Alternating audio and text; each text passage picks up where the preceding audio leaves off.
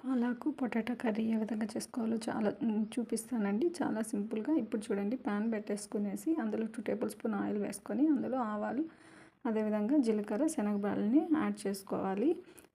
ఇవంతా కొంచెం వేడెక్కిన తర్వాత ఇందులోనే పక్కన కట్ చేసి పెట్టుకున్న ఆనియన్, కొంచెం కరివేపాకుని యాడ్ చేసుకుంటున్నాను. ఇవి ఫ్రై అయిన తర్వాత కడిగి కట్ చేసి పెట్టుకున్న పొటాటోని, ఒక 3 పొటాటోని మీడియం సైజుగా కట్ చేసుకున్నాను. ఇప్పుడు కొంచెం సాల్ట్, అదేవిధంగా పసుపుని వేసి కొంచెం ఫ్రై అయిన తర్వాత, ఒక 4 మినిట్స్ ఫ్రై అయిన తర్వాత కొంచెం అల్లం వెల్లుల్లి పేస్ట్, అదేవిధంగా 2 టమోటాలని మిక్స్ చేసుకొని వేసుకోవాలి. ఇప్పుడు 1 టేబుల్ స్పూన్ కారపొడి, ధనియాల పొడి 1 టేబుల్ స్పూన్, కొంచెంగా జీలకర్ర పొడిని వేసి బాగా 2 మినిట్స్ ఫ్రై చేసుకోవాలి.